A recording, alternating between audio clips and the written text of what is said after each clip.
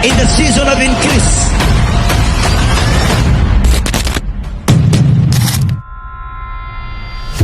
You are joining into the power that even men cannot comprehend.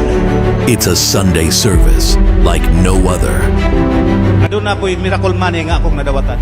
Akong kita nawang sumari, 53,000 yun ang bahin sa akong payaw. Pag-ihap na ko sa kwarta, nga nung niabot man og 63,000. Kauna-huna din ko nga mauna ni ang gi-prophecy sa atong espirituanong amahan. Be prepared for your progress. Na, bisan kong Domingo, mo trabaho kay Maristante sa utang. To nakakuni ko diri sa Jaom, dili. Ingon ni Daddy nga makadawat og 100 volts. Nalapas na gani sa 100 volts. Salamat o. Magpa-blessing na ko ron sa akong minivan. Ang propesya ni Daddy. Breaking financial limitations through the power of God. Before, naningkamot bi ako nga maka-earn og money or makakuha ani nga amount para ibalay. Pero nga dili may tabo. Till now, dili ba jud siya mo process sa ako nga makatukod na mi og balay. Lord, praise the Lord. Tungod sa propesya ni ng prophet, nadawatan ako ang 100 volts. Don't miss this moment. Ako adyong gi-claim ba nga tagaan siya mi og sakyanan sa Ginoo sa dili madugay panahon para dili mi maglisod bisan asa mi mo adtong clustering. Last March nadawatan ako ang gipiyal sa Ginoo sa amo ang sakyanan. We are about to step into another level of financial increase.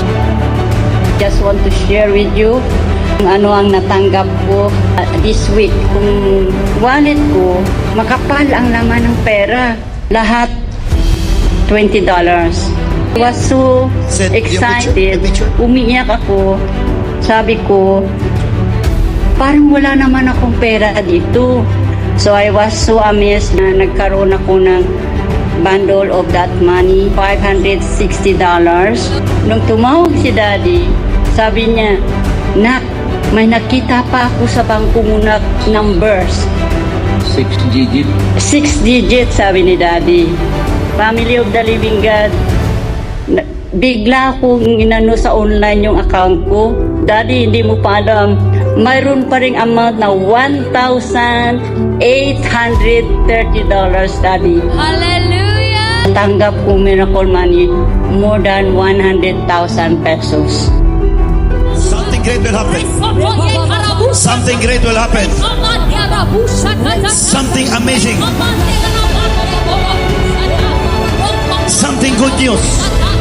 From different corners, all aspects now, something great will happen. I saw somebody rejoicing now.